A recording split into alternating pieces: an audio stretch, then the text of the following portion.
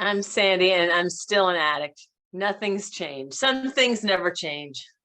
That's one of them. All right. So this is a topic that I was confused about, but Dennis straightened me out. So this is about local responsibilities to your area, to your region, and to your zone. And this is why, again, that the Sherry Randy idea of having 5 people do this commitment is a really good idea. Right now, I'm the alternate. I don't have a delegate. I'm doing all this by myself. But anyway, go on to the first slide. Regional delegates are often thought of as simply the link between a region and world services, but in many places they are so much more. We attend local area service committees and area events like we've already talked about, attend your regional subcommittees, of course, and I try to attend regional events, and we attend the zonal forums. Next slide, please. We are often the primary source of outreach for your region, right? We attend a lot of the service symposiums and workshops. In my region, I actually put on all of the CAR-CAT workshops, or if I have an alternate or somebody else on the team, if I ever get a team going. Okay, delegates often attend local area and regional events, service committees, and assemblies to put on workshops for everything from the CAR and the CAT to those IDTs, right? Issue discussion topics, either the ones that we're supposed to be working on now, they approve them each cycle for 2 years, we're supposed to talk about them, or on old ones, or on something else of interest to your region. Like, I don't know if there's an IDT on how to get live meetings going again, but that would be a really good topic, as we heard today, right? How to proceed now that the COVID is somewhat waning in most of the areas where we're from. How do we get those meetings back going? How do we get back into our H&I commitments, right? We could have workshops, and we're going to learn tomorrow about how to do a workshop. And as the regional delegate, you are seen in that sort of leadership role where you would be one of the point people that could assist or help with some of these workshops, or even be the one to get it going and say, hey, I think maybe we should have some kind of a regional assembly about how to move forward here. That's just something I just thought of that maybe I'll do. Delegates often attend local area and regional events, service committees, and assemblies to put on workshops, everything from CAR-CAT to issue discussion topics, to local service needs, right, or mentorship. What workshops have you attended that was put on by a delegate? Where was it, and what stood out to you? I guess I'm asking that question, Dennis, right? So has anybody ever been to a workshop that was put on by their delegate that wants to discuss that?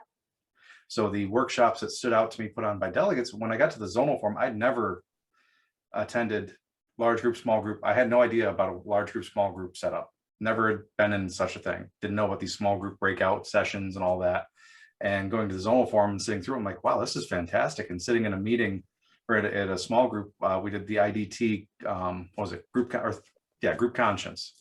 And sitting at a table where areas said they vote on everything. Nothing gets voted on an area that doesn't go to the groups. And then I'm at an area where anything can go to the groups, but only policy and elections have to go to the groups. And it's like, there was all these diverse views, and it really opened my eyes at that small group. And then the large group, and when we prioritize stuff and the dots, it was just, so the zonal forum, like put on by delegates at the zonal forum putting on workshops, it really stood out to me and opened my eyes to the reality of all our different service cultures in a way. And that was before I was delegate. I was just an RCM that became zonal secretary because I happened to show up.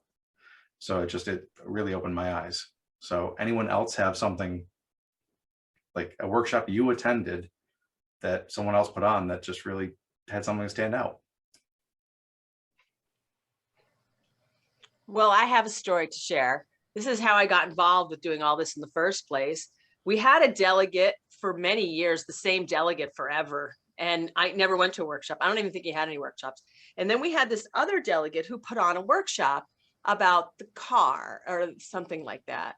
And I went, I don't remember why I went, and I found out that in that workshop, there was a motion in the car that year that I thought, I was shocked at how I thought it would affect my local region. I was really just so thrown by that this would be something someone would suggest. It was a part of a new service structure where they were part of it was gonna divide like a region in the United States would have to be along state lines. And my region is part of 4 different states. We're sort of like this weird part of the world where it's these 4 parts of 4 states that all combine to make my region. So I knew that my region wouldn't exist anymore, and we would be joining regions that we had chosen to leave for good reasons. I didn't think it was any business of the World Service Conference to tell ABCD who should be in our region. So that is actually why I ran for delegate the very first time, was because of that issue. And it got me involved in World Services. So it got me interested in what is the World Service Conference? Like, what is this all about? Which before that, I really didn't know anything about. Randy. Yeah, I was just, I'm Randy and I'm an addict. I was going to say, I did go to a lot of workshops because in my region, we do two weekend events, and most of them most of them was facilitated before I became an RD or on the RD team, and they always did workshops on IDTs, and I thought it was interesting, but I looked at them as presenters and I thought I could never do that. You know what I mean? That's intimidating. I could never remember that, and lo and behold, here it is. Now we're doing workshops. You know what I mean? I'm like, and it's very nervousing to try to encompass all that information and know what you're talking about. Some of y'all do it, and I know you still have a little nervousness, but after you do it after 10 years, I guess it's okay. But just to do them. But yeah, I attended a lot of that. Every year they have two different 2-day weekends, and most of them is presented with training and mentoring and IDTs. Thank you. Thanks. Des? So my experience with the presentations or the workshops was that in my region, I'm from Wisconsin, at our state convention, we put aside 2 hours at every state convention to have region present something. And what we didn't have delegates that were always willing to put on a workshop, but we were trained that anybody can do an IDT. So what I was impressed by, so I've attended workshops that were not done by delegates per se, but by a member of our Wisconsin region. And what always has always impressed upon me is that the IDTs are very easy to work with once you find them, and you can custom them as you need them to be customed, and you can make them your own, and it's okay. It's just like a jumping off board, but to make sure that you're keeping it spiritual, and that's what we've always done here. And I think it's been really helpful in Wisconsin, because what I've seen individuals, like Randy was saying, you need 10 years to have presentation experience. That's absolutely not true, because how it was explained to me is we're all members of this fellowship. We're all participation people. Right. Anybody can do anything. I mean, where I was when I was using versus where I am now is a testimony in itself. And so that's important to keep in mind. And I'm really grateful that my region has made that lane for anybody to do these presentations. So we do some, we just started to get some more momentum with other people taking IDTs and presenting them. So thank you, Des. Sure. Yes, we could do the next slide. Delegates are a conduit for a massive amount of information. Oh, I was going to say this too. So tomorrow we're doing a presentation on how to do a workshop. If you're like, I can't do a workshop like Randy was, there's a presentation tomorrow. And later on today is a workshop on how to do these reports, how to, just figure out what you should share, right? Because it's so much information. I mean, it's a world. It literally is the entire world of Narcotics Anonymous coming at you. You know what I mean? And all the business part of it and the money part of it. It's a lot, and zones and all this stuff. And so, so we're often can answer questions at area events and assemblies and things like that. And I do get asked a lot of questions. And it is typically the responsibility of regional delegate find ways to help connect the information to local areas, groups, members, And that is quite the task. And that's what we were talking to Sergio about before also, is that if his, you know, he is the person that can share this experience, strength, and hope from the Netherlands that no one else has access to in his region except for him, right? And like, you know, like this idea of the virtual meetings that are staying, and I did bring that back to my area from the last Zonal forum, the idea of the virtual zones. I mean, the virtual areas that are going to stay virtual, and they want to be part of an area. So that's some of the stuff that I can bring back to my region, sort of best practices and things like that. I know I brought back insurance information to them and things like that, or this virtual area idea and things like that.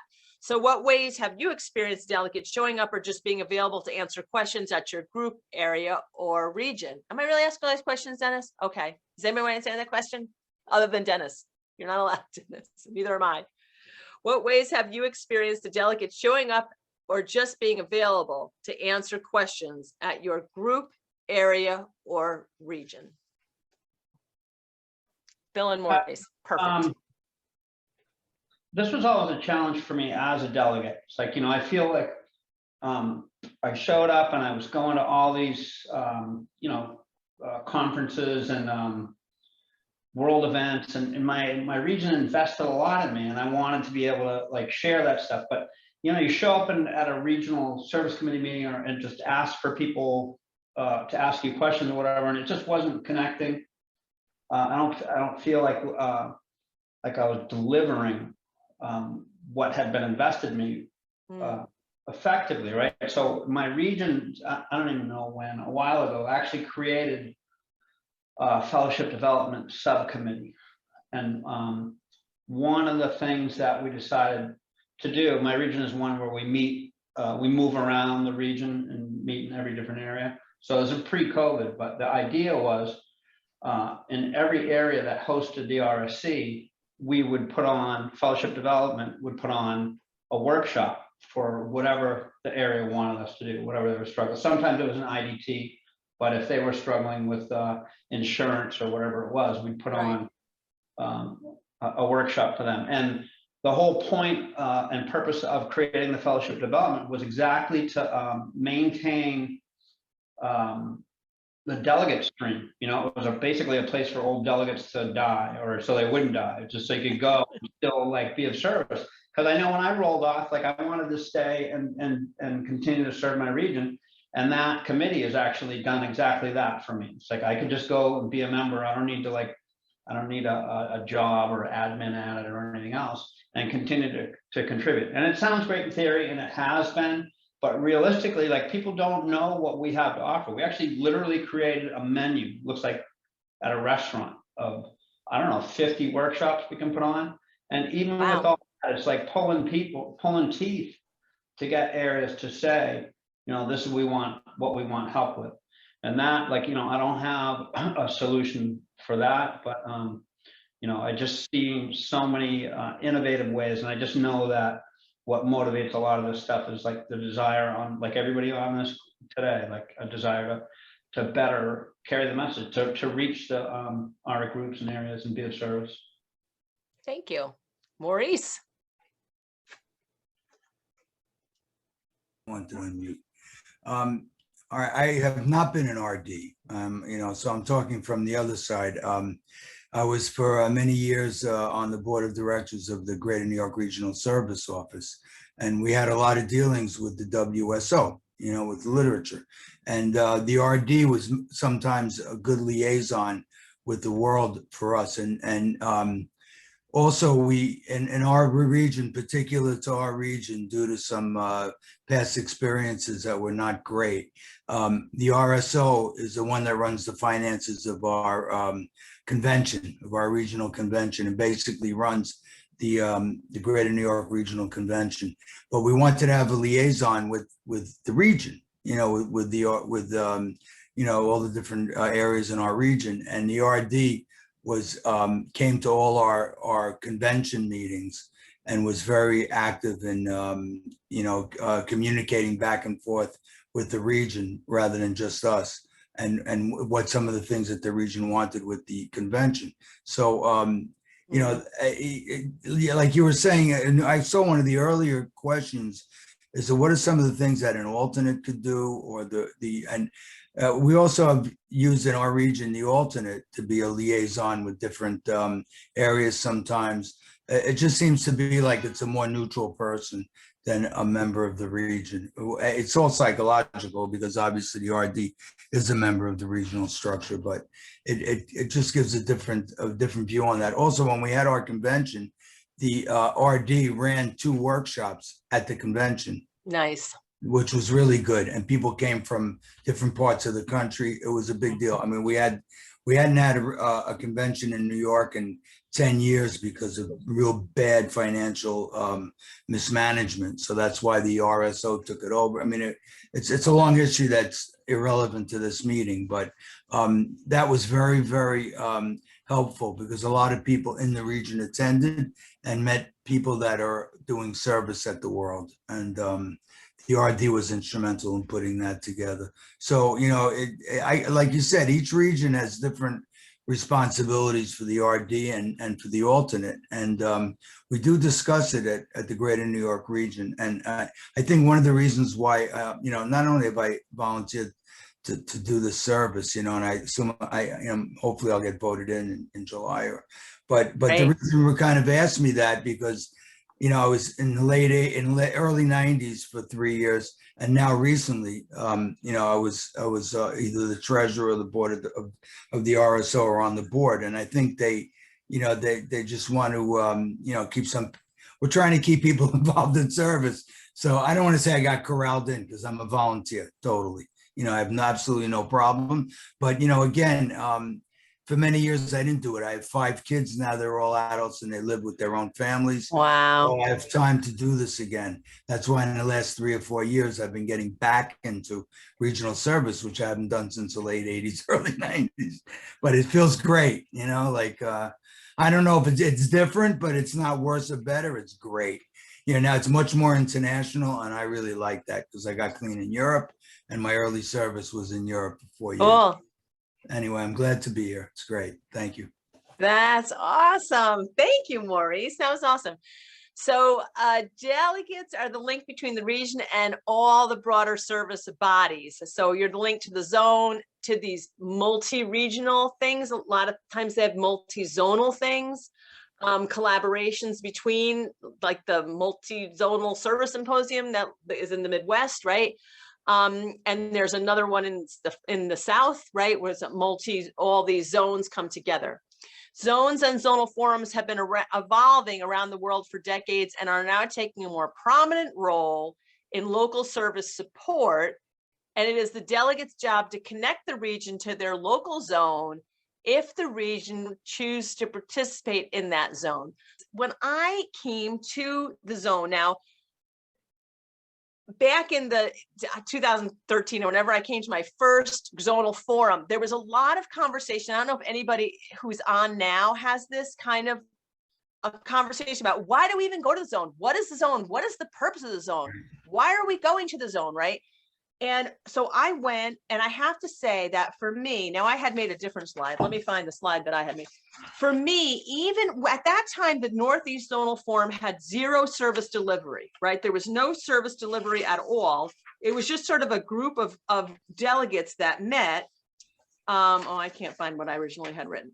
But what I got out of the zone, even with no service delivery, like none of this that we're doing here was going on, what I got out of it was, number one, it was the only RD training I got.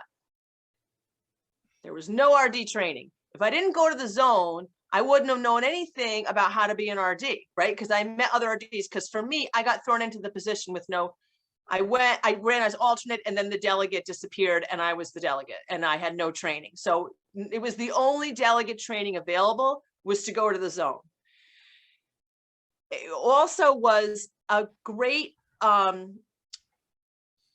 thank you, Dennis, so much. The great thing for like best practices, right? Like I brought back from that first meeting that I went to an insurance company that was willing to work with NA and insured groups. So the region was able to set up a regional insurance policy to insure all the groups, all the events very, very inexpensively based on information I had gotten at the zone, right? Because I went to the zone and I heard other regions talking about their insurance, right? So just a best practices thing, information gathering. Another thing was like recently, I was able to come back to my region, which you guys will all now be able to too, and tell them that the whole world basically is struggling with dwindling meetings because of COVID.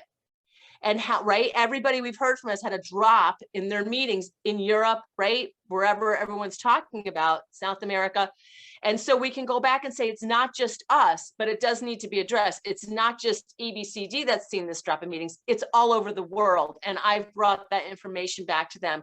I also was able to tell them that when we had a lot of drama with our convention, a lot of money was taken and everyone was so upset and it was so awful, I was able to calm them down a little bit and say, look, at when I went to the zonal forum, or like we heard today, a lot of regions have this problem with conventions. It's not just ABCD or that we're a bad apple. You know what I mean? And now I can go back now and say there's actually a convention toolkit that they've created now at World, because conventions are a problem area, right, for everyone. So this sort of, you know, information gathering, best practices, RD training, and preparation for the World Service Conference. So at least when I got to the World Service Conference, I knew somebody there. I was more informed, because remember that first slide I had in the last presentation about the meetings between the meetings, right? I was more informed about the kinds of things that were going to come up in the car and cat motions, because I had been to the zonal forums and been to some of these learning days about the car and the cat where other delegates were present from other regions. So I already was beginning to hear sort of the world, I don't know, conversations start about some of these issues. So even with no services at all, the zone was important, right? And I was glad to go to the zone, and I saw it as a very important thing for a delegate to do to attend the zonal forum. So then I go to the World Service Conference and I meet people like Willie who are going to the EDM or the Asia Pacific Forum or the Canadian Assembly, and there are these huge events that are so sophisticated. And so like, I was like, wow, and there's service delivery being done and people are being helped. And like, it's this huge conference kind of, and so much is going on at a zone, you know, like our zone, we didn't have a bank account. We didn't have a bank account. We would just chip in the hat to pay for the people whose regions didn't send them. Remember that, Bill? We'd like put in a hat to like pay for somebody to come, right? Yeah, so we didn't have a bank account. I mean, and then so then as this business we talked about earlier today, where we start to learn more about zones in other parts of the world, and now the unceded region idea, which I did not know about either, coming from where I come from, that the zones were going to start to have a vote for their unceded regions. And now Northeast Zone has stepped it up, and we now have 2 service delivery things, which Dennis will talk about. We have 2 services, fellowship development and public relations. And this presentation is part of our fellowship development subcommittee. So we actually have, so we're experimenting a bit here with service delivery, true service delivery in the Northeast Zone for the first time in the history of the Northeast Zone, which has probably existed since the 80s or something. So a zone really is just a collection of regions, right? And what that collection of regions just chooses to do as a body greatly varies around the world. So now I'll turn it over to Des to talk a little bit more about that, and I'm done. Okay. Hi, everybody. I'm an acting Des, and I am from the Wisconsin region. I am the current delegate serving my 2nd term, and I served 1 term as the alternate delegate, and then our delegate resigned. So he kind of resigned in midfield. So I also went to World with limited experience, but here I am. And then, so I did a live world and a virtual world, and we'll do one more. Who knows what the service conference will be like this session, more will be revealed. So I've always had an opportunity to look at the zonal map. I've always been involved with looking at different iterations of how the zones have developed. I've been clean since '95, and I remember this map building. So this is the current map as of the 2020 cycle. So I'm sure it has changed some. It's all, in my mind, it's always changing. It's very fluid. maybe not on the United States side, but on the other side of the ocean side of things. So as you see right now, according to this map, there are 15 zones in the entire world. And what we have is the United States has 8 zones and the rest of the world has 7. So I just wanted to show that in an overview. And then the white areas are where there is either no NA and definitely no zones. And the pink areas are where there is NA, but they're not joined into a zone at this time. They either haven't chosen to, or they just haven't been connected yet. So, and you can go ahead to the next slide. And then this zone is an overview of the United States. This is a Northeast Zonal Forum presentation. So we wanted to show what the United States zones look like. And here they are, with the exception of Hawaii, which is part of the Asia Pacific Zonal Forum because of the time zone that they're in. And then Alaska is a part of the Western States Zonal Forum, but it's not shown on this map. And I think now it's so funny that I'm doing this because I'm the worst geography person on the planet. Like that just isn't my forte, but I've learned a lot because of NA about geography. So thanks NA for that late lesson in life. I think that pink state is Virginia, but I could be wrong, but it is. So anybody correct me, please. But they have not chosen to join a zone, and that's okay because you don't have to join a zone if you don't want to. So Part of it. Part of it, the Virginia Mountaineer region. Thank you, Dennis. It's the Okay, West Virginia Mountaineer region. Right, that's what Dennis said in the chat. Is there any questions about what you see here, what you saw on the last slide before we go forward? Okay, and the next slide is it is what I call the eye strain slide. I'm just kidding, but it's really, really very small. So I'm just going to give you some overviews. I put a snapshot comparison of what the Northeast Zonal Forum reported in the 2020 cycle and what the Asia Pacific Zonal Forum reported. So my region has requested that going forward, the zonal reports and the regional reports include 2 additional items that aren't in reporting right now.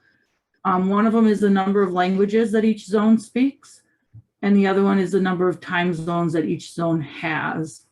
And I will show you where this is printable from, so just hold tight. I'm just gonna talk about this real quickly. So for example, the Northeast Zonal Forum has 12 seated regions and 0 unseated regions at this time. And there's 4,491 meetings at the time that this was put together. And it shows the regions. Oh, you scrolled in, thank you very much. It shows Northeast Zonal Forum. And then it talks about stuff like financial, it talks about information, services, changes, successes. So I'm not going to bore you with all these. I just wanted to present this report to you. I'm going to show you where to find it. And then if you just want to close up with the APF, what that has, so this is just the difference. And I always am impressed with the differences. And Sandy talked a little bit about that. So the Asia Pacific Forum has 9 seated regions and 20 unseated regions, and they currently have 26,387 meetings, and it's about 30 countries, which is a huge part of the world. And if you see under services, they have very active work groups. They have fellowship development work group, PR work group, money matters work group, merchandise, newsletter, web and technology, strategic planning, and women's fellowship development work group. And then the and something called the APF at the WSC. So I mean, it's just very interesting. And now with the virtual world in play, I've been able to sit through an APF meeting just as a person just observing. And it's very, very informational. It's very eye-opening. It's very inspiring to me to think about what, you know, Sandy had talked about the NEZF now offering 2 services. And Dennis will tell us about that, and being inspired and saying, what can I do? What more can I do? And talking with people from there, and just the difference in the financial. So And their questions are, how are the zones collecting consensus on the CAR from unceded communities? And then the questions from NEZF were, how do other zonal work groups operate? How do you share best practice? And how did the zones start service learning days and conventions? So these are questions, and if you see these questions and you read this report, you can get a hold of these zones and talk to them about it. So then the next slide is a comparison between 2 United States zones, and it's the Northeast Zonal Forum and the Rocky Mountain Zonal Forum. And these you'll see are more similar. The Rocky Mountain has 6 seated regions and 0 unceded regions. There's 922 meetings. And it tells the spread of where they are. Yeah, so, I mean, it just talks about what they're doing. They have a mission statement, talk about what their purpose is. And a lot of our zones, I believe, and I'm not an expert, I wasn't clean when these zones were, well, I was in 1998, I guess, but I wasn't in these meetings. But a lot of them more or less are, in my opinion, around geographics and time zones, because people want to be in the same time zone. I know I live in the Midwest Zonal Forum and we're in 2 time zones, but that's okay because I think we can't help it in the Midwest. We just like to keep it fun like that. So so those are just a snapshot overview of those. And then the last thing I'm going to show you before I just talk a little bit. Oh, there's one more slide, or should I just show it? How to find these reports?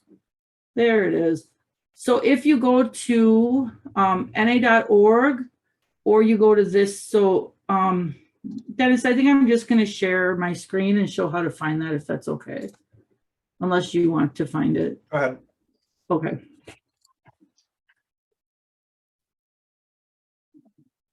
So this is like, for me, sometimes it's about knowing where to find the information, which is super helpful. And we don't always know that, and asking somebody is helpful. So right now, where you find the zonal reports is I go to for our members, and then I go down to the World Service Conference. And then I go to WSC 2020 material, which is the last conference that we had. And then a side note, these are other conferences that you can look into. But right now I want to see the virtual materials. So I click on that, and that looks just like the screen I just had printed. And you can look at all these when you're bored. If you're an RD or an AD, please start reading this stuff, because this is all very important. And if you come down here, the regional map is here, the time zone map is here, a zonal map is here, and then where you get these reports is the snapshot of the zones. And what that is it basically gives you the overall report from each of the zones. And they generally have really valid information. And for me personally, just things I want to know, like what are they doing? What's going on in the zones and how can I help? So, so I guess, yeah, so as you can see, zones are very different, right? There's no one size fits all, very unique. I love that about NA, that we get to work, you know, we stay clean by doing what works for us. And in zones, I think very much that is true. I have a vision for the US zonal situation that may or may not match other people's vision. So I won't talk about that, but we could talk about it outside of this presentation, because I'm really excited and I really want to see us all work together to find one solution that would be great. But currently today, we don't follow a preset determined structure. There's no rules. And our zonal experience as delegates is all very different. Like my experience is different than Sergio's experience, and it's different than Willie's experience, and it's different than Elliot's experience in Australia. My zonal experience is very different. But what I can tell you about my zone, the Midwest Zonal Forum where I live, is that we do a regional service learning day. We're doing our second one this year. And when we started to do it, it was just a suggestion, and then it became something. And my region needed to heal from some hard feelings they had with the zone. And part of that healing has been this Midwest Regional Service Learning Day. And watching that progress and happen has been really, really privilege and an honor for me to be a part of. It's very humbling when I see the work that is done through zonal collaboration, and when zones start reaching out to, because before I knew about all the stuff that was at my zone or at any of the zones, I felt pretty alone, pretty ruralized in Wisconsin. And I didn't know who to talk to or where to go for answers. And the zone gave me some of that. So with that, does anybody else want to share any experiences you've had with your zonal forum? Yeah, maybe Sergio or Willie, that would be great. All right. Hi, Willie. Hi, Des. So good to see you. Yeah, about our zone, that's the European Delegate meeting. It is a very good experience. Like, for example, right before the WSC would have started in 2020, they prepared us. We had like webinars, and they were explaining what WSC is, and also for the unceded regions. But the most like beautiful thing that I have experienced on a zonal forum is that, especially in Europe, because we are like 28 something countries, and also Israel and Iran and Egypt are connected to us, and all those different languages, and the UK is the only country with the English language, and for us all, the rest of the countries, English is a second language. So, but for us all they take the time for us to be able to ask our questions, and also the decisions that have been made, that all those different cultures and countries, and within Narcotics Anonymous, we do make a decision that it is a CBDM, it is a consensus. It's just amazing. I think this is a very unique place on this whole earth that we can experience this. And we also have like once every month, we have like a meeting that we can ask questions to other regions, like, what are you doing? We have this problem, what do you do about it? And yeah, it's just massive. I'm just taking this opportunity because it's getting late now in my time zone. So I'm going to log out in half an hour or so, because we have an FD meeting tomorrow morning, and that is about our region for the learning days. But so then you know when I'm logging out, and then I will see you again tomorrow. But thank you for this anyway. It's so good to learn here. Thank you, Des. Good to see you. Thank you, Willie. Awesome. It's so good to see you, honey.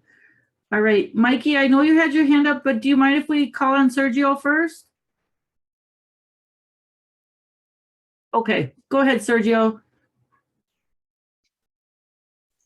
Well, my name is Sergio, I'm an addict, and I was elected in the beginning of this year.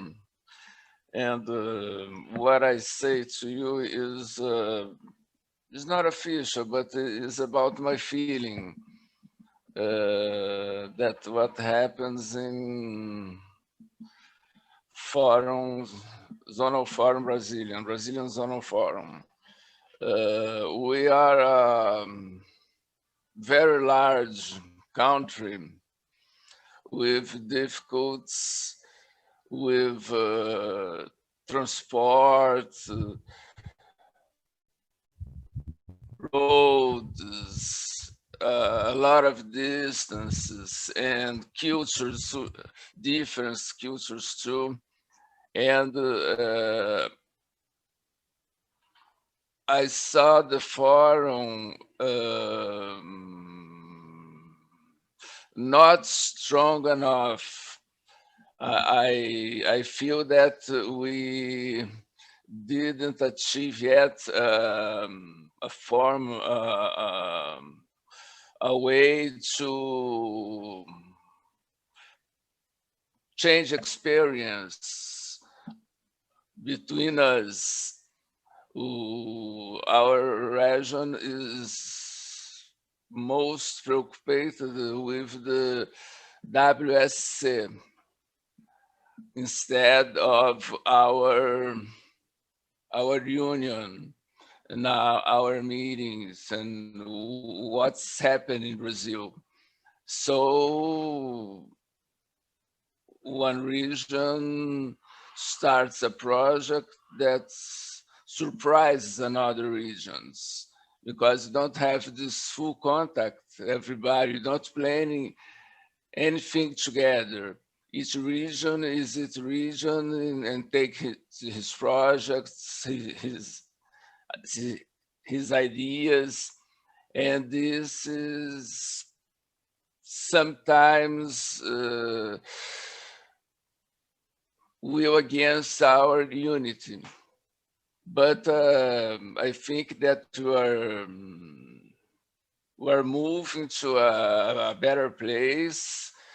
We have this conscience, and I think that to admit is the first step to take action and correct the things.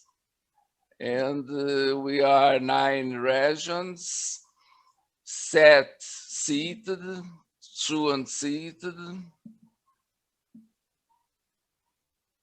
and the 2 unseated is working hard to be seated.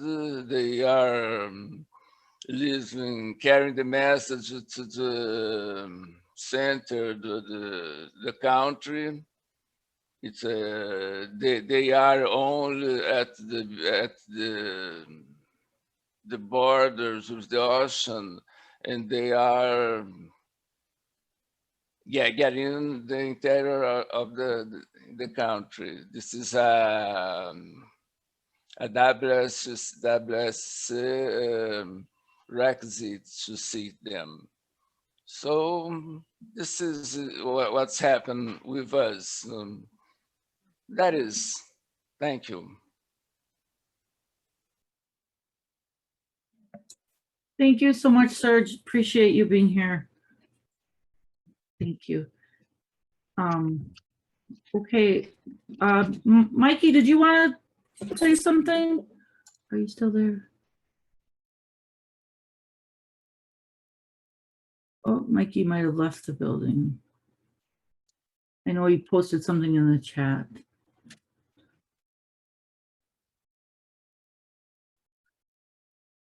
Okay, any other experiences with zonal forums? I do want to say that the multi-zonal service symposium is happening the end of August, and there will be an opportunity to attend that virtually. So watch the website for that. And the multi-regional service learning day, and there's a website from Lewis, and the multi-regional service learning day is happening in Detroit at the end of October. There's another website, and that will also have a hybrid option. So anybody that cannot travel there, please, please, please come and join us on the virtual side, or come join us in person if you want. That's cool too. I will not be in Texas, but I will be in Detroit physically. So I'll be on the virtual side in August. And that is news. Yay. Yeah, I will be in Detroit. I know, Lewis. Woo, I got a room. All right. Any other thoughts? Oh, there's Patty Kay's here. Hi, Patty Kay. I'm excited you're going to be in Detroit. I know. Everybody's excited, right? Oh, Mikey Shorts, you're still here. Did you want to say something besides what you said in the chat, my friend? Yeah, Michael Alex. Can you hear me? Hi. Yep, perfectly. Yeah, just better way, like I put in the chat, better way for the areas and regions know more about the zone, because, I've talked about this before, like, people don't know what the zone does and stuff like that. And, a better way to inform everyone else what the zone does, and better lines of communication. That's all. Thank you. Thank you. So the takeaway I would encourage from that is anybody in here today that maybe is hearing about zone stuff, how to find information for the first time, talk about it. Talk to your people you sponsor. Talk at your home group. Let people know, hey, did you see this? I mean, you have the information now. Now we just share it. We're all our own experts, right? I know, just quickly, one thing that I'm in Northeast region, and we use an app called Slack.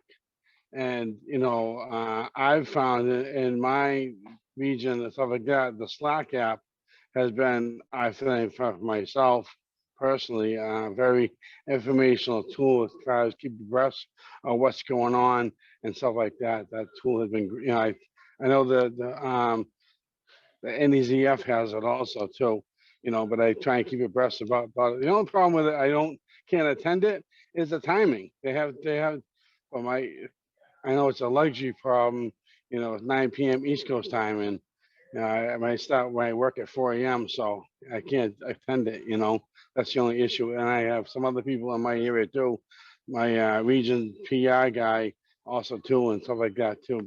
I mean, I know there's luxury problems, but that's all. Thank you. Nope, you're perfect, Mike. I appreciate your comments. And a couple things in the chat. It looks like one of your RDs always puts it in the Slack, and she must be in your region to get what's going on in the zone. And we are talking about Slack among the rest of the Know Your Tools workshop that's going on tomorrow. So if you can attend that or need that information, we'll get that to you. Hey, Serge, I see your hand up again, my dear. Oh yes, I don't know if it's important, but we are in a new experience. Until 3 years ago, we have a forum with the regions and the office that with literature distribute books, tags, and so on. And we decided to join, to mix the two structures. So today our forum is composed by the regions, and in the office we have public relation, literature, and fellowship development linked directly to the office.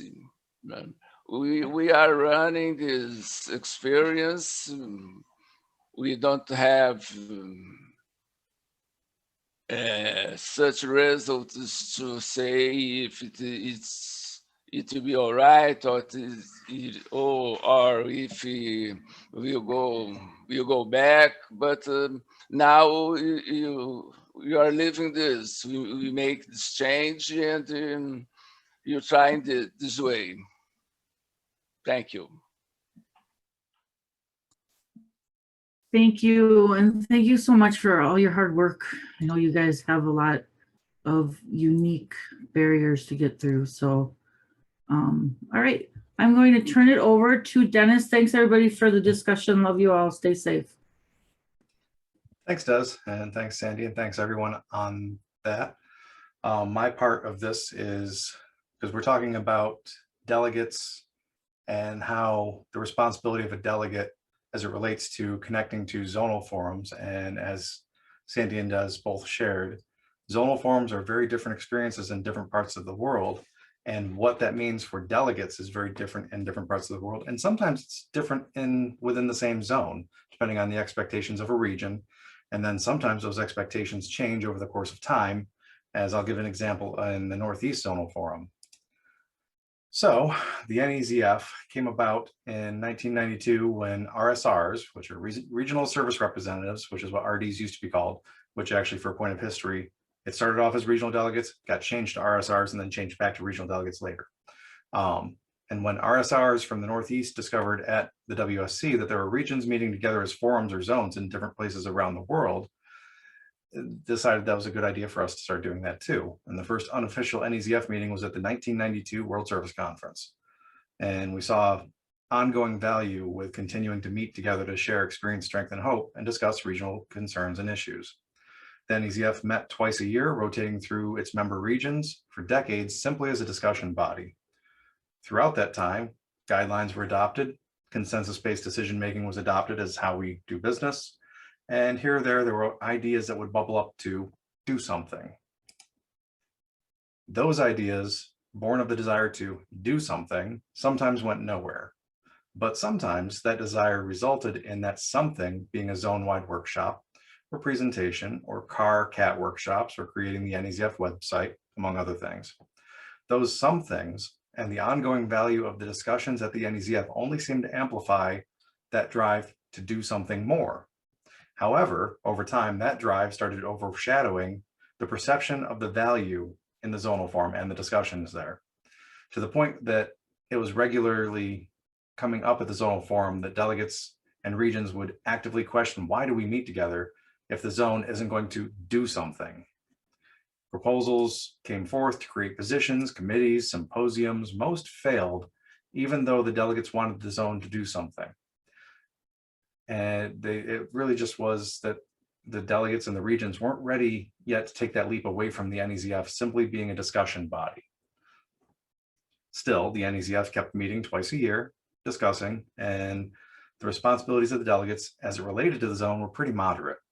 A delegate's responsibilities relating to the NEZFs typically were just twice a year, carrying regional concerns and occasional regional or zonal proposals to and from their region and the NEZF.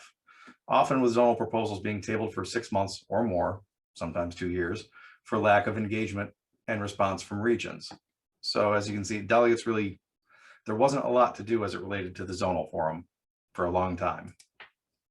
And then the NEZF did something. After years of the drive and desire to do something, building and building and building, the NEZF did many somethings.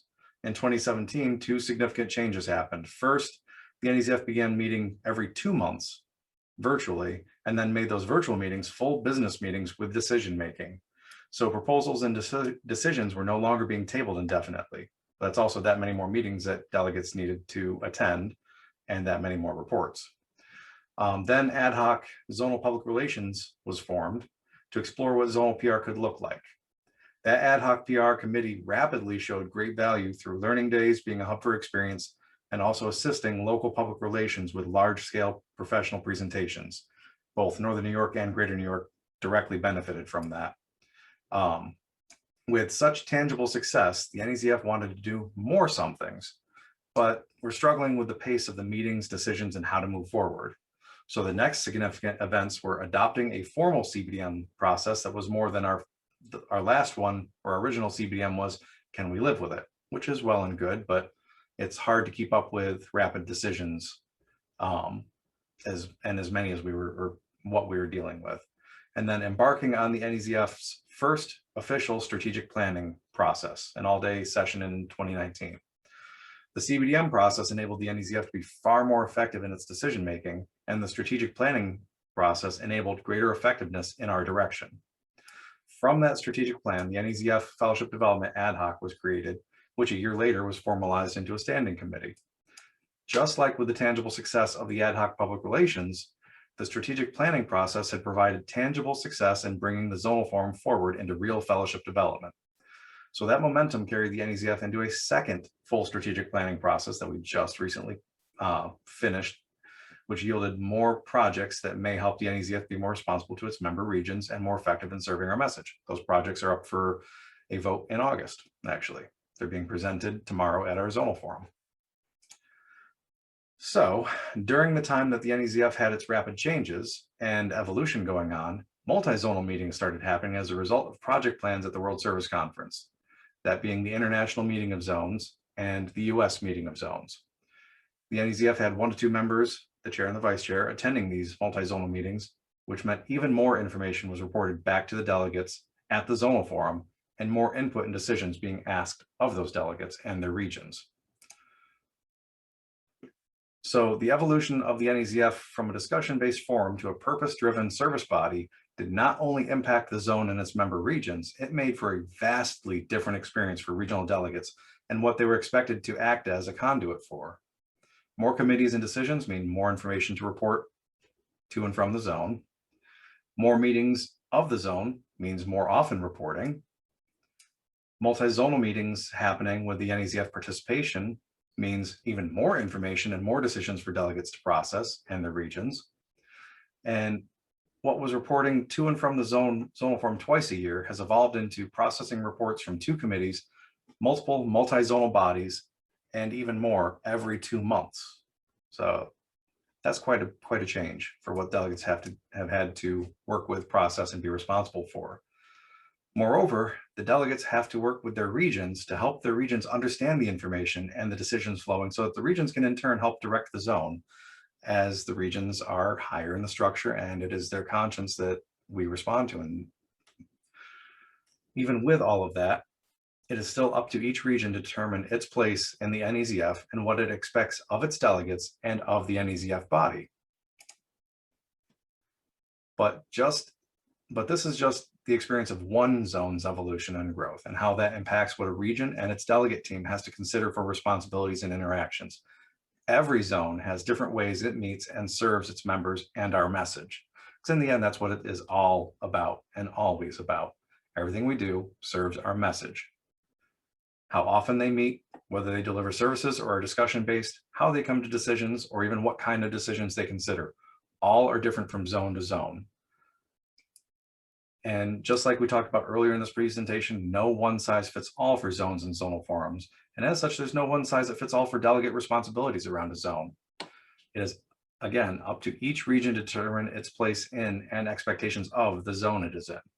It is up to each delegate team to dig in and find out where they fit in connecting the region they serve to the zone, to ask the questions of the region about the zone and what they want and how they want things to flow. Ask questions of the zone so they can go back to the regions and be fully informed so that their regions and the regional members can have a fully informed conscience. We hope that this presentation and the example of one zone's growth and changes have helped you better understand what questions you may need to ask of your region and your zone so you can better connect both, and in turn help both better connect to our primary purpose. Because when we're doing everything here, it's all about connecting our services to that primary purpose and our message to the addicts that need it. So at this point, we are open discussion. Any questions, comments, anything? Is there something in particular that stood out to you in this presentation? Any particular experience that you heard that you wish to remark about, ask about, share? That we are open discussion at this point for 15 minutes, and then we take a break.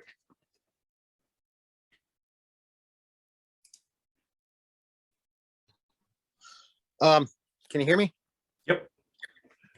So, Dennis, very good presentation. I'd like to get a copy of that slide if you'd be able to send it to me later on this week. So here we are, a group of us choir members again, sitting talking about service from different parts of the world, and my concern is, and it's been brought up several times at our RSC meeting, that when any information that gets presented to, the levels on up, no, my dog's about to bark at the mailman. Once it gets to the GSR level, to report back to, the groups, the members that we serve, the message that is presented is usually so distilled or neglected, it makes me wonder,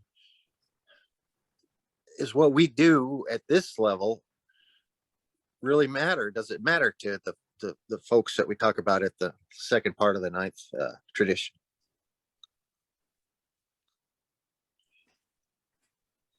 That was my question, if you understand it. Yep. And actually, I'll go and respond to that because Mikey brought up a little bit of that previously in the chat, talking about how does a zone connect to groups, really, because everything that we do in the course of this is serving our message, serving the groups, and not for the sake of just serving a larger scale body. So my experience, like with the NEZF, my home region and my home area both benefited from the NEZF PR directly. We put on a the most successful PR presentation that we have had in decades with the help of NAZFPR, having no resources, no contact list, nothing. And we did it in 45 days because of NAZFPR's help. NAZFFD put this together to help bring up some of these questions, some of these concerns, and help our delegates be of better service in connecting the local members to our message and to the services provided to serve our message, which in turn may help our services be more effective, which in turn, if our services are more effective, that may help one more addict somewhere get a message they might not have gotten otherwise. And that's really what everything we're doing, all these workshops that we do, regardless of topic, everything always connects back to that message. Exactly. And if we doing this here cannot find a way that our efforts connect back to that message, then my opinion, this is my opinion, we need to reevaluate what we do along the way. And it's up to us to figure out how that connects and make sure that we're doing our best to help that connect, not just do stuff for the sake of doing stuff. And different zones around the world have different, like there's a good reason that zones are so different, and they should be so different because they develop out of a need and to do something that is unique to their culture and their local needs, whether local needs of the region, local needs of their countries, local need of whatever, of services. So there's a good reason zones are and should be vastly different in different parts of the world.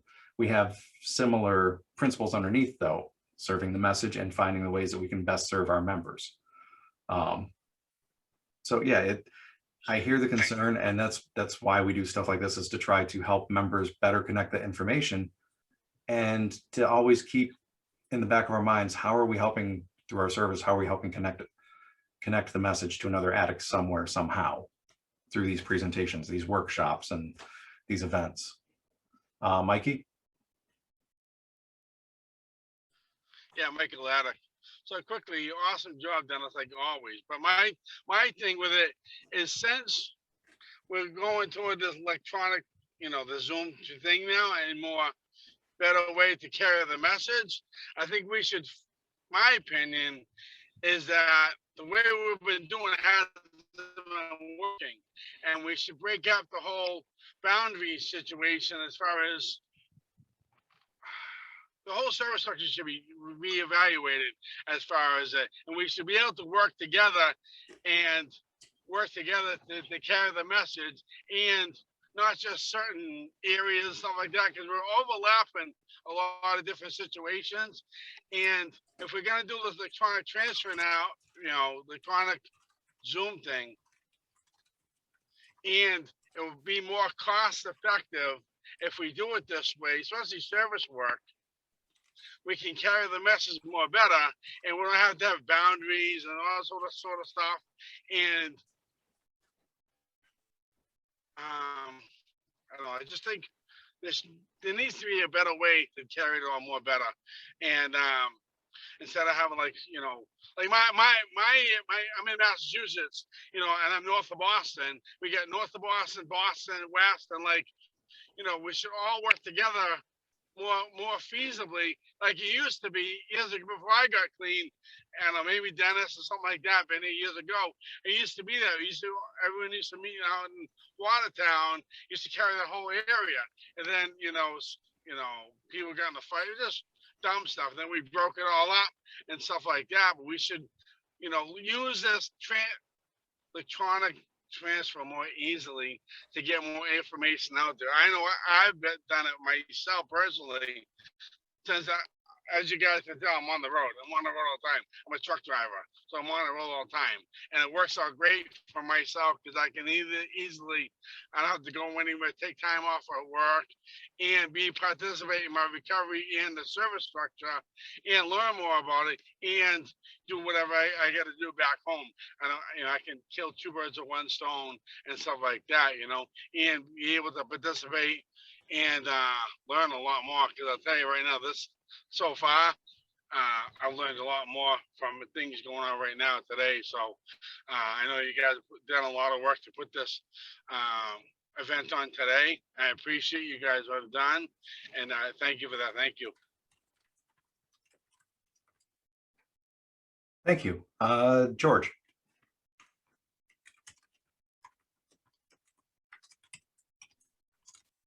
I would just say also, you know, it's impossible, like it, you know, like it is impossible for me to judge someone's desire to stop using it. It's impossible for me to judge one's desire to pertain information laid out there. Just like at my home group, you know, my sponsor tells me it's my job to get the coffee made, get the damn readings laid out, make sure the door's open 30 minutes early, you know, and be there to hug the newcomer when they walk in. The rest of that shit's on my higher power and the rest of the group. And it's just, it's, you know, it's like my first secretary position was the secretary of our area. And, you know, that was the most thankless position that I ever dove into before or since. And somebody finally, you know, after it was completed, they said, well, if you're waiting for somebody to pat you on the ass and tell you great job, good luck. And so, you know, I just think we need to continue the journey to, you know, deliver the message, you know, our best message. And, you know, as technology continues to grow and the fellowship continues to change, you know, we have perceived shrinkage, but, you know, there are a lot of addicts out there right now with over a year clean that have never been to an in-person meeting. So, you know, that gives me hope that, you know, this electronic shit does work. That's all I got. Thank you.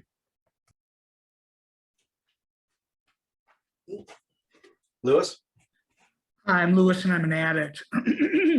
Part of what I'm going to say is a plug, because part of the challenge that is underlying all of this here is our efforts at communication. And guess what our next topic is? Communication. And that session that we're coming up, we'll have a really fun breakout session where we can figure out how best to do that. But you know, one thing that this presentation to me illustrated is that, you know, the RD is the focal point of all of these things that you know, tell the local fellowships what the zone is doing and convey to the zone and the areas that they meet, the conscience that they hear wherever they get it, reflecting their region or whatever. And the challenge, of course, is the level of communications. But to piggyback on what George was saying, you know, one of the silver linings in this past horrible year was that we as a fellowship have embraced this technology, and we're doing things in a service space that we never would have been able to do previously, like this, what we're doing today. We have people from at least 3 continents on this session right now. Do you think we'd all fly in together for a day-long session somewhere so that we can do this? And the answer is, of course not. And so we as a fellowship have taken advantage of that. But the best way for the word about the zonal forums to get out, in my opinion, is for the zonal forums to do things that impact the groups more. Let the groups and the members see what the zonal forums are doing. And I think this zonal forum, or these zonal forum, and also what I've seen of the EDM and the APF and some of the others that I've seen, you know, are really great at really providing services to our members. So that when people hear the terms, for example, Midwest Zonal Forum, they don't ask what is it. They'll say, "Oh yeah, they really helped me with our PR program here, and boy, was that helpful to get, you know, our local community interested in NA," that sort of thing. So that the zonal forums are defined by their benefits and what they've done. And I think that we're certainly learning a lot and getting a lot more effective at it. So come to the next session and we will focus on communications. Thank you, Louis. Anyone else? We have time for one more. And then we're going to take a 15-minute break. Willie. Yes, I just want to share this, or because we are, as I already shared, we are quite new as a region, and what we find is now that we all are connected to WSC and also to EDM for a longer time, but the reality is that when we write a report and bring it to the region, the time schedule at the region is so short that people don't ask, the RCM, they don't ask questions.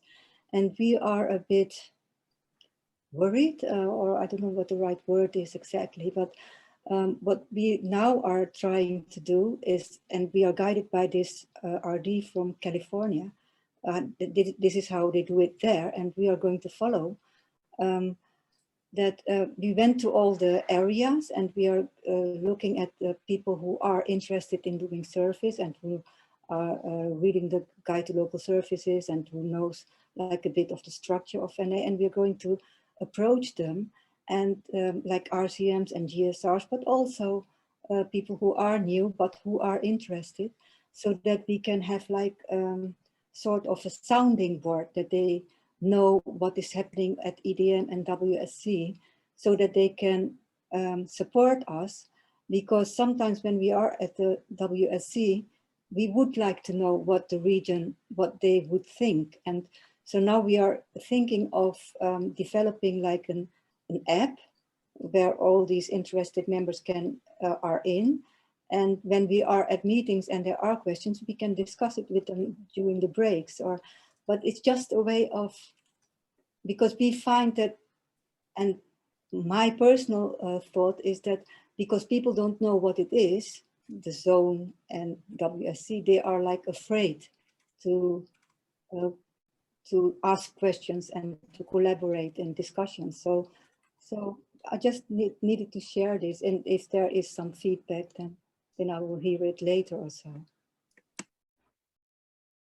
Awesome, thank you. And actually our next workshop, which I think you're probably kicking off for, unfortunately, is communication, which talks about effective reporting and the challenge of having all this information to communicate with our members, and how do we figure out what to report and how to report it. And that is a universal challenge in Narcotics Anonymous, because RDs are a conduit for this massive amount of information from everything outside of the region. So it's a lot, and the RCMs often become look like deer in headlights when you start presenting some of that information, and they just kind of tune you out and go, okay, well, I'll check that out later. So yeah. Just a question, this is recorded, isn't it? Yes. So would it be possible at a later stage to just get this about the communication? Yes. The presentation, actually 40 minutes of the communication session is breakouts. So there's a lot of interactive part to the next one, but yes, this is being recorded. And then once it'll be asked of the Northeast Zonal Forum, because the Northeast Zonal Forum is the host of this, if we're okay with this being published. And then if yes, it'll appear on NA.Virtual.Outreach YouTube channel. Okay, great, thank you.